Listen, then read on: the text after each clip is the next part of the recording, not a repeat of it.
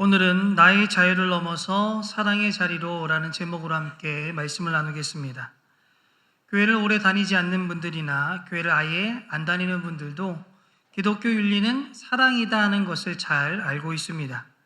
그런데 이 사랑이라는 것이 참 쉽지가 않습니다. 어떤 때는 꼭 사랑해야 되는 가까운 사람들보다 이 먼 데 있는 사람, 그 사람을 사랑하는 것보다 더 힘든 것을 발견하게 됩니다. 우리 성도들끼리도 하나님의 사랑 가운데 한 형제의 자매 가운데 있기 때문에 정말 가까운 존재임에도 불구하고 그 형제 자매를 사랑하기가 쉽지 않을 때가 많다는 겁니다. 그럼 왜 이런 일이 우리에게 일어나는 것일까? 오히려 세상 사람들하고 사이가 틀어지게 되면 저 사람들은 예수님을 모르는 죄인이기 때문에 나는 그래도 예수님을 알기 때문에 한번 접어서 그래도 쉽게 화해도 하고 사과도 하는 경우들이 있습니다. 그런데 형제자매 된 사람들은 누가 옳고 그르느냐 이것을 딱 잘라 말하기가 어렵습니다. 더군다나 거기에 나름대로의 신앙관 원칙이 들어가기 시작하면 화해하기가 더 힘들고요. 예수 믿는 사람들끼리 그래서 그런지 몰라도 이 틀어지면 참 오래가는 것을 발견하게 됩니다. 같은 형제자매이면서 신앙의 스타일이 다르거나 의견이 다를 때 참 사랑한다라는 것 쉽지 않음을 발견하게 됩니다. 사랑한다고 해도 우리가 그것을 계속해서 들어서 의무감에서 나온 것이라면 그 사랑은 우리에게 부담이 될 것이고 사랑이 잘 되지 않을 때에는 그냥 얼버무려서 그냥 넘어가는 경우도 많이 있었을 겁니다. 그러면 우리가 어떻게 하면 부담 없이 사랑할 수 있을까? 그것은 우리의 머리에 그림을 그릴 때에 가능합니다. 어떤 문제를 내어놓고 이것이 옳다 그르다, 죄다 아니다 따지는 동안은 참된 사랑이 이루어질 수가 없습니다. 큰 그림을 그려서 거기에서 자기의 위치, 상대방의 위치를 놓고 우리가 그것을 알 때에 우리는 비로소 사랑을 할 수 있다는 것이죠. 그럼 우리는 어떤 사랑을 해야 하는가? 우선 내가 어떤 자리에 있음을 알아야 합니다. 우리는 구원받은 주님의 군사다라는 그림을 그려야 한다는 겁니다. 특별한 목적을 위해서 부름받은 군인이다라는 것을 알고 있어야 되죠. 사도 바울도 같은 생각을 하고 있었습니다. 디모데후서 2장 3절과 4절 말씀에 보면 이렇게 이야기합니다. 너는 그리스도 예수의 좋은 병사로 나와 함께 고난을 받으라. 병사로 복무하는 자는 자기 생활에 얽매이는 자가 하나도 없나니 이는 병사로 모집한 자를 기쁘게 하려 함이니라. 아멘. 사도 바울은 하나님의 부름받은 성도들을 병사, 즉 군인으로 이해하고 있습니다. 그런데 우리는 그냥 군인이 아닙니다. 게릴라 요원이지요. 우리의 적은 누구입니까? 바로 사단과 사단을 정점으로 하는 악한 악령들, 그리고 그들의 조종을 받는 사람들입니다. 이 세상을 바라볼 때에 사단과 악령이 지배하는 곳이죠. 그런데 이곳에서 우리는 부름을 받게 됩니다. 대다수는 사단에게 속하여 있고 우리는 소수입니다. 우리의 적들은 인원도 많고 무기도 많습니다. 그런데 우리는 무기도 하나밖에 없죠. 바로 예수 그리스도밖에 없습니다. 우리는 주님의 부름받은 게릴라 요원이라는 의식이 있을 때에 그 다음부터 우리는 형제자매를 바라보는 그 눈이 달라질 수 있습니다. 이제는 형제자매와 서로 다퉈야 될 대상이 아니라 나의 전우이다. 우리의 적은 서로가 아니라 사단이라는 것을 알게 됩니다. 우리가 이런 것을 깨닫게 될 때에 우리의 신앙의 전우가 정말 귀하다는 것을 우리가 인식하게 되지요. 무슨 일이 있어도 나의 전우를 힘을 키워줘야겠다. 정말 이 사람이 다치지 않기 위해 나는 노력해야겠다. 그런 생각을 우리가 가지게 될 것입니다. 그렇게 우리는 이런 먼저 그림을 그리시기를 바랍니다. 이런 그림을 그리며 나아갈 때에 나의 신앙의 스타일이 다를지라도 나와 의견이 다를지라도 그 형제자매를 어떻게 대해야 될지 감이 잡히게 되고 바로 우리가 사랑의 자리로 나아갈 수 있게 될 것입니다. 오늘 우리가 읽은 로마서의 로마 교회는 신앙 스타일이 다르고 의견이 다른 교인들의 갈등이 있는 교회였습니다. 그 교회 안에 두 그룹이 있습니다. 한 그룹은 소수인데 유대인 크리스천들입니다. 한 그룹은 다수를 이루고 있는 이방인 크리스천들입니다. 유대인 크리스천들은 어릴 때부터 부정한 음식, 정결한 음식을 가리며 살아왔습니다. 예수님을 믿었다고 해도 이 음식을 가리는 것 계속해서 해오고 있죠. 그런데 이방인 크리스천들은 전혀 부정한 것에 대한 의식이 없습니다. 그래서 아무 음식을 먹게 되죠. 이 음식 먹는 것에서 그들의 갈등이 시작하게 됩니다. 유대인 크리스천들은 이방인 크리스천들을 바라보며 경건하지 못하다라고 이야기합니다. 이방인 크리스천들은 유대인 크리스천들을 바라보며 너희들은 율법주의자다라고 이야기를 하죠. 이러한 갈등이 있는 것을 알고 방지하기 위해 사도 바울은 로마서 13장부터 15장에 걸쳐서 여러 가지 권면의 말씀을 해주고 있습니다. 이 권면은 옳고 그름을 이야기하는 것이 아닙니다. 그림을 그려주려고 애를 쓰고 있죠. 무엇을 해야 된다 말하는 것이 아닌 그림을 그려서 그들 스스로 그림을 통하여 결정할 수 있도록 만들어주고 있다는 겁니다. 우리는 오늘 본문을 통해 나의 신앙의 스타일이 다르고 의견이 다른 형제자매를 어떻게 하면 부담 없이 사랑할 수 있을까? 그 지혜를 배울 수 있는 저와 여러분이 되기를 주님의 이름으로 소망합니다. 우리의 신앙의 스타일이 다르고 의견이 다른 형제자매를 사랑하기 위해서 첫 번째는 예수님의 입장에서 생각하라는 겁니다. 예수님의 입장으로 생각하라. 오늘 본문 13절부터 15절 말씀 우리 다 같이 함께 읽겠습니다. 그러므로 이제부터는 서로 남을 심판하지 마십시다. 형제 자매 앞에 장애물이나 걸림돌을 놓지 않겠다고 결심하십시오. 내가 주 예수 안에서 알고 또 확신하는 것은 이것입니다. 무엇이든지 그 자체로 부정한 것은 없고 다만 부정하다고 여기는 그 사람에게는 부정한 것입니다. 그대가 음식 문제로 형제 자매의 마음을 상하게 하면 그것은 이미 사랑을 따라 살지 않는 것입니다. 음식 문제로 그 사람을 망하게 하지 마십시오. 그리스도께서 그 사람을 위하여 죽으셨습니다. 아멘. 사도 바울은 음식을 가려 먹는 사람들도 신앙적으로 옳다라고 인정하고 있습니다. 왜냐하면 예수님께서도 음식이 우리를 정결하게 하는 것도 아니고 부정하게 하는 것도 아니다라고 말씀하여 주셨기 때문이죠. 마가복음 7장 18절과 19절 말씀에 보면 이렇게 이야기합니다. 너희도 이렇게 깨달음이 없느냐? 무엇이든지 밖에서 들어가는 것이 능히 사람을 더럽게 하지 못함을 알지 못하느냐? 이는 마음으로 들어가지 아니하고 배로 들어가 뒤로 나감이라. 이러므로 모든 음식물을 깨끗하다 말씀하고 계십니다. 사도 바울은 이것을 알고 있었기 때문에 자기도 그런 생각을 가지고 있다는 것을 확실하게 말해주고 있습니다. 14절 전반절에 보면 내가 주 예수 안에서 알고 또 확신하는 것은 이것이다라고 이야기하죠. 모든 음식이 그 정결과 부정에 아무런 상관이 없다는 것을 알고 있다는 겁니다. 자신도 유대인이지만 이방인들이 신앙적으로 옳다는 것을 인정해주고 있습니다. 그렇다고 해서 음식을 가리고 있는 유대인들을 무시해서 안 된다는 이야기를 같이 해줍니다. 그 이유는 이 사람들도 예수님이 십자가에서 피 흘려 구원하신 귀중한 존재이기 때문이라는 것이죠. 그래서 15절 말씀에 보면 그대가 음식 문제로 형제자매의 마음을 상하게 하면 그것은 이미 사람을 따라 살지 않는 것입니다. 음식 문제로 그 사람을 망하게 하지 마십시오. 그리스도께서 그 사람을 위하여 죽으셨다라고 이야기합니다. 정말 나에게 이상한 사람으로 보일지 모르지만 주님 쪽으로 보면 목숨을 바쳐 구한 귀한 존재라는 겁니다. 그 귀한 존재를 다치게 해서는 안 된다는 것이죠. 예전 공과책 중에 예수님 짤이라는 제목의 공과책이 있었습니다. 예수님 짤이 공과책에 대해서 어느 목사님이 이렇게 설명을 했습니다.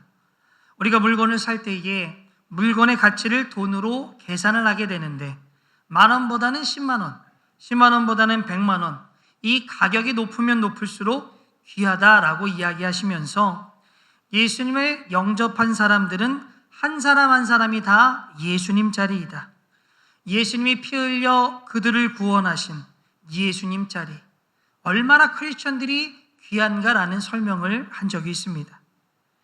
여러분, 내 옆에 있는 형제 자매가 나와 의견이 다르고 신앙의 스타일이 다를지라도 그들이 예수님을 바라볼 때에 얼마나 귀한 존재이겠습니까?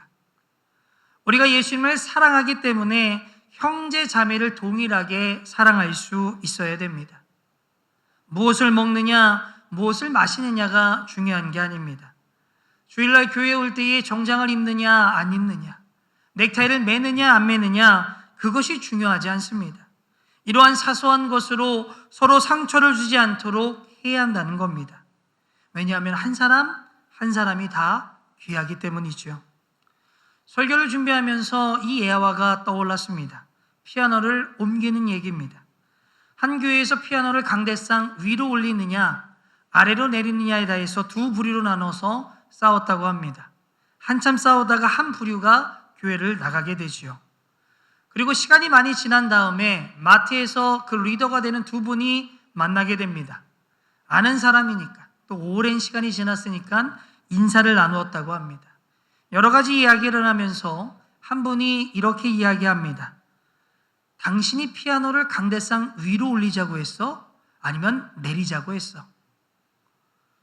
피아노 위치가 그렇게 중요하지 않음에도 불구하고, 그것이 본질하고 아무런 상관이 없음에도 불구하고 서로 믿음을 다치게 하고 마음을 상하게 하는 것, 이것은 잘못된 모습이라는 겁니다. 그래서 우리는 언제든지 형제자매를 볼 때에 예수님의 눈으로 바라보시길 바랍니다. 바로 얼마나 귀한 하나님의 존재인가, 그 눈으로 우리는 바라보아야 한다는 겁니다.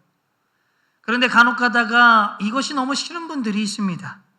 그래서 뭔가 사이가 나빠지면 그 사람을 가리켜서 이렇게 이야기합니다. 저 사람은 구원받지 않은 사람이야 하면서 마음껏 미워하죠. 또 이런 경우도 있습니다. 저 사람은 사단의 앞잡이야 라고 하면서 마음껏 미워하는 경우가 있죠. 그러나 여러분, 나도 예수님을 주님으로 영접해서 하나님의 자녀가 되었고, 그 사람도 실수하고 잘못을 했지만 결국 그 사람도 예수님 자리 귀한 존재임을 우리가 기억하며 나아가시길 바랍니다. 우리가 이것을 알고 나아갈 때에 우리는 이웃을 귀하게 여깁니다. 그 이웃을 다치게 하지 않고 그들을 사랑하는 자리로 나아갈 수 있다는 겁니다. 우리 모두는 신앙의 스타일이 다르고 의견이 다른 형제 자매를 예수님의 눈으로 바라보시는 정말 귀한 존재로 바라볼 수 있는 저와 여러분이 되기를 주님의 이름으로 소망합니다. 우리가 신앙 스타일이 다르고 의견이 다른 형제 자매를 사랑하기 위해서 두 번째는 하나님 나라의 입장에서 생각하시기를 바랍니다. 하나님 나라의 입장에서 생각하라. 하나님 나라라고 하는 것은 하나님의 통치가 있는 곳입니다. 하나님의 통치가 있는 나라의 특징은 의와 기쁨과 평화가 넘쳐나는 곳이죠. 그래서 사도 바울은 로마서 14장 16절과 17절에 이렇게 이야기합니다. 우리 함께 읽겠습니다. 그러므로 여러분이 좋다고 여기는 일이 도리어 비방거리가 되지 않도록 하십시오. 하나님의 나라는 먹는 일과 마시는 일이 아니라 성령 안에서 누리는 의와 평화와 기쁨입니다. 아멘. 하나님의 나라, 의, 기쁨, 평화가 있습니다. 그런데 우리가 네가 옳다, 내가 옳다, 이것은 죄다, 아니다 우리가 판단하기 시작하면 이 하나님이 다스리는 하나님 나라가 율법이 다스리는 나라로 변화하게 된다는 겁니다. 율법이 다스리는 나라를 보면 점점 의로움이 없어집니다. 사랑이 없어지고 기쁨이 없어진다는 거지요. 그래서 우리 주위에 교회의 생활을 만족하지 못하고 교회에 왔음에도 불구하고 기쁨이 없는 분들을 보면 이 율법을 지배하는 나라에 살아가고 있는 겁니다.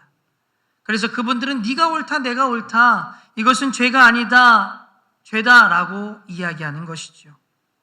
그래서 우리가 항상 기억해야 되는 것은 나와 신앙의 스타일이 다르고 의견이 다른 형제 자매, 그도 나와 같은 하나님의 일원이다. 하나님의 통치를 받는 사람이다. 그래서 어떻게 해서든지 하나님의 통치가 율법의 통치가 되지 않도록 우리는 늘 조심하며 살아가야 한다는 겁니다. 우리가 이것을 알면 이웃을 사랑하기 썩 어렵지 않습니다. 그렇다고 해서 교회법이 없어져야 한다는 것은 아니죠. 교회법 필요합니다. 교회법은 교통정리와 비슷한 것 같습니다. 여러분, 차를 타고 가다가 신호등이 노란불인데 그것을 그냥 지나가다가 경찰에 걸린 적 없으십니까? 제가 있습니다. 지나가다가 노란불이어서 분명히 세게 밟아서 지나갔는데 경찰이 저를 이리 오라고 부릅니다. 얼마나 경찰이 원망이 되고 저 신호등이 원망이 되는지요. 벌금을 냈습니다. 그러면서 교통신호가 없으면 좋겠다라는 마음을 가진 적이 있었습니다. 근데 만약에 교통신호가 없다면 어떻게 될까?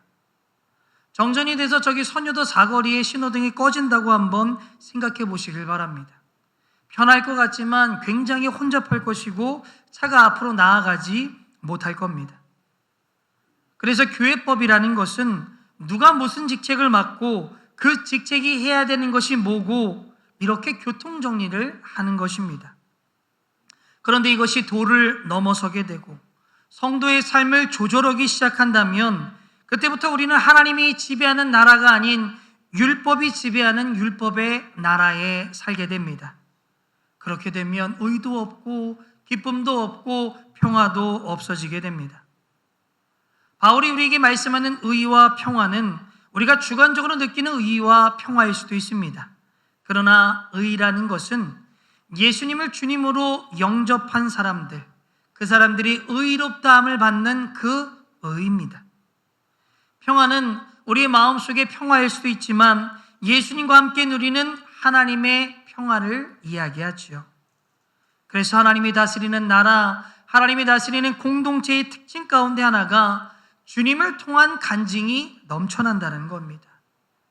구원받은 간증이 넘쳐나고 하나님께서 나를 사랑한다는 것을 느끼는 간증이 넘쳐나고 하나님께 누리는 그 평화를 내가 누렸다 하는 간증이 넘쳐나고 나의 기도에 하나님이 응답하여 주셨다. 이런 이야기가 많이 나오는 교회, 그런 공동체가 바로 하나님이 다스리는 나라라는 겁니다. 하나님 나라, 무엇이 옳고 무엇이 그르다, 어떻게 해야 되고 저렇게 해야 된다, 먹고 마시는 것이 중요한 것이 아니라 의와 기쁨과 평화를 추구하며 살아가야 한다는 것, 그것을 갖고 살아가는 것이 가장 중요하다는 겁니다.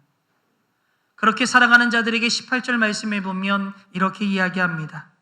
그리스도를 섬기는 자는 하나님을 기쁘시게 하며 사람에게도 칭찬을 받게 한다. 이 사람은 예수 믿지 않는 사람들도 포함됩니다. 안 믿는 사람에게도 인정을 받는 사람이 된다라는 거죠.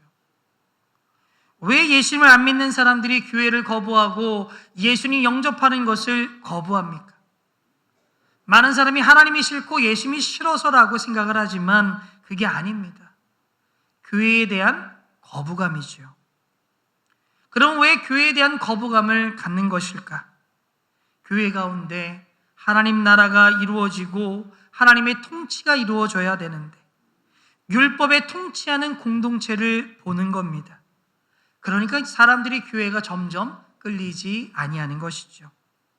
그렇게 우리는 하나님 나라의 백성의 일원이고 우리가 먹고 마시는 것이 여러 가지 이슈가 중요한 것이 아니라 진짜 중요한 것은 의, 기쁨, 평화, 그것을 누리며 살아가는 것임을 알고 나아갈 때에, 그것을 추구하며 그런 그림을 그리며 나아갈 때에 우리는 사랑의 자리로 나아갈 수 있습니다. 우리 모두는 옳고 그름을 따지기 전에 하나님 나라에서 입장에서 생각하고 정말 사랑하며 나아가는, 그래서 결국 믿지 않는 자들의 인정을 받을 수 있는 저와 여러분들 되기를 주님의 이름으로 소망합니다. 우리와 신앙 스타일이 다르고 의견이 다른 사람들을 사랑하기 위해서 세 번째는 상대방의 입장에서 생각하시기를 바랍니다. 상대방의 입장에 생각을 하라. 이것이 옳고 그르냐, 네가 옳다, 제가 옳다 이러기 전에 상대방이 어떻게 하면 유익이 되는가를 먼저 생각하시기를 바랍니다. 그래서 사도 바울이 19장 19절 21절 말씀에 이렇게 이야기합니다. 우리 함께 읽겠습니다. 그러므로 우리가 화평의 일과 서로 덕을 세우는 일을 힘쓰나니 음식으로 말미암아 하나님의 사업을 무너지게 하지 말라. 만물이 다 깨끗하되 거리낌으로 먹는 사람에게는 악한 것이라. 아멘. 이 구절을 쭉 읽으면서 예전에 들었던 얘기가 생각이 났습니다. 교회 생활을 오래 하시고 성경도 많이 알고 교회 내에서 믿음이 좋다라고 추앙을 받는 분이 계셨다고 합니다. 그분이 한 날 이제 교인들과 결혼식을 가게 되는데 자기 교회 내 부모는 교회를 다니지만 그 반대쪽 부모가 교회를 다니지 않았다고 합니다. 그래서 필요 없는 잔에 갔더니 술이 있었다고 하죠. 이분이 교인들과 갔는데 술을 먹었습니다. 그러면서 성경을 조목조목 이야기하면서 술에 취하는 것은 술을 먹는 것은 죄가 아니라 술에 취하는 것이 죄다라고 설명을 하면서 술을 먹었다고 합니다. 얼마 안 있다가 거기에 함께 참석한 자매님이 그 교회 목사님을 찾아왔다고 합니다. 하소연을 하더랍니다. 자신이 교회에 나온 이유 중에 하나가 우리 남편 술을 끊게 하기 위해서 나온 건데, 그래서 우리 남편이 교회에 나오면서 술을 끊었는데 그 결혼식에 참석을 하고 성경 이야기를 듣고 그날부터 술을 먹기 시작했답니다. 그래서 어떻게 하냐고 목사님을 찾아왔다고 하죠. 술을 마신 것이 문제라기보다는 믿어보려고 하는 사람, 술을 끊으려고 하는 사람이 있는데 그 사람 앞에서 술을 먹었다는 것이 잘못입니다. 문제가 있는 거죠. 분명히 하나님 앞에 섰을 때에 술을 마신 거 가지고는 따지지는 않을 겁니다. 그런데 믿음이 약한 지체를, 믿음이 자라야 되는 지체를 그들의 거침돌이 되었다면 하나님께서는 반드시 그것을 짚고 넘어갈 겁니다. 나의 행동이 믿음이 자라나는, 믿음이 연약한 사람들이 신앙을 잃게 되고 교회를 떠나게 되게 만든다면 그 죄는 분명히 하나님께서 물으실 겁니다. 우리 주위의 사람들, 정말 내가 전도해야 되는 사람들, 지금도 믿음이 자라나야 되는 사람들, 이런 사람들이 변화하게 될 때에 우리가 도움을 주어야 됩니다. 그래서 우리에게 필요한 것이 바로 권리 포기입니다. 스스로 자기 권리를 포기하며 나아갈 때에 우리는 사랑의 자리로 나아갈 수 있다는 것이죠. 그렇게 우리 모두는 상대방의 입장에서 생각해서 정말 사랑하며 살아갈 수 있는 저와 여러분이 되기를 주님의 이름으로 소망합니다. 우리와 신앙의 스타일이 다르고 의견이 다른 형제자매를 사랑하기 위해서 마지막 네 번째는 자신의 입장을 확실히 해야 한다는 겁니다. 자신의 입장을 확실히 하라. 우리가 지금까지 이야기한 것은 기독교 본질적인 문제를 이야기한 것은 아닙니다. 비본질적인 것을 이야기하고 있죠. 그러한 것에 관하여서 자기 나름대로의 확신이 있어야 됩니다. 그렇지 않으면 누군가에게 끌려가게 되고 그 가운데 항상 불만을 품게 되며 쌓이게 되면 결국 폭발하게 됩니다. 그래서 자기 나름대로의 확신이 있어야 한다는 것이죠. 그래서 사도 바울은 오늘 본문 22절 말씀에 보면 이렇게 이야기합니다. 그대가 지니고 있는 신념을 하나님 앞에서 스스로 간직하라라고 이야기합니다. 하나님 앞에 우리는 신념이 있어야 된다는 겁니다. 그런데 하나 필요한 것이 스스로 간직하라. 내 나름대로 확신이 있어야 된다는 겁니다. 그 확신이 있다고 해서 떠벌릴 필요 없습니다. 이거 갖고 문제를 삼을 필요도 없습니다. 남에게 강요할 필요 없습니다. 그냥 자기 스스로 확신을 가지고 살아가면 되는 것이요. 그러면서 22절 후반절에 보면 이렇게 이야기합니다. 자기가 옳다 하는 바로 자기를 정죄하지 아니하는 자는 복이 있도다. 새롭게 예수님을 믿어보려고 하는 사람의 믿음의 지장을 주면 하나님 앞에 정죄함을 받습니다. 반대로 하나님 앞에 연약한 자들을 도와주면 하나님의 복을 받게 된다는 거죠. 나는 확신이 있지만 주위 사람들을 다치지 않게 하기 위해서 23절 말씀에 보면 이렇게 이야기합니다. 의심하고 먹는 자는 정죄되었나니 이는 믿음을 따라 하지 아니하였기 때문이라. 믿음을 따라 하지 아니하는 것은 다 죄다라고 설명을 합니다. 확신이 있는데 믿음에 찔리면 죄라는 겁니다. 사도 바울은 양심이라는 것을 굉장히 높여 이야기합니다. 그래서 양심에 찔린다면, 양심에 꺼리낌이 있다면 그것을 하지 말라라고 강력하게 이야기하죠. 그런데 이 말을 들으면 우리 마음에 이런 생각이 듭니다. 양심 너무 주관적인 것이 아닌가. 양심 주관적이죠. 어떤 사람이 양심이 굉장히 둔합니다. 정말 큰 죄를 짓고도 가책을 못 느끼는 사람들도 있습니다. 그런가 하면 어떤 사람은 정말 양심이 너무 예민해서 죄도 아닌데 그거 가지고 괴로워하는 분들도 있습니다. 그럼에도 불구하고 불완전한 양심이지만 양심에 어긋나는 일을 해서는 우리는 안 된다는 겁니다. 왜 그럴까? 죄는 아니지만 꺼림직한데 양심을 계속해서 어기며 살아가다 보면 양심이 무뎌지게 됩니다. 그것이 반복됐을 때에 정말 그게 죄임에도 불구하고 무뎌져서 그 죄를 우리가 느끼지 못하는 겁니다. 가책을 느끼지를 못하는 거죠. 소위 모태신앙이라는 분들이 있습니다. 이 어릴 적부터 신앙생활을 한 분들이죠. 그런 분들이 어떻게 저런 죄를 저지를 수 있을까? 왜 쟤는 모태신앙인데 왜 저렇게 살아가는가? 라고 하는 사람들이 있습니다. 그 사람들 왜 그럴까요? 어릴 때부터 양심에 어긋난 일을 계속해서 한 겁니다. 무뎌지다 보니까 그것에 대한 가책이 없는 거예요. 내가 성경적인 확신이 없다면 양심에 괴로운 것, 양심에 찜찜한 것이 있다면 그것을 하지 말아야 됩니다.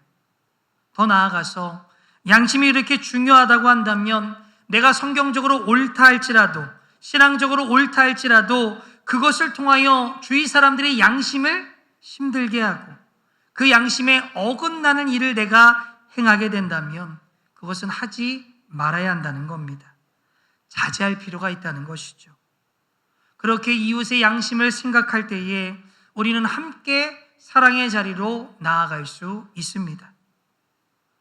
우리가 크리스천이 되었다고 하는 것은 주님의 군사로 부르심을 받은 것입니다. 나하고 신앙 스타일이 다르고 의견이 다르다고 할지라도 그 사람은 나의 전우입니다. 우리가 이런 사람들과 사랑의 자리로 나아가기 위해 그들도 예수님 자리임을 깨닫고 하나님 나라의 관점으로 바라보며 어떻게 하면 의와 평화와 기쁨을 유지할 수 있을까?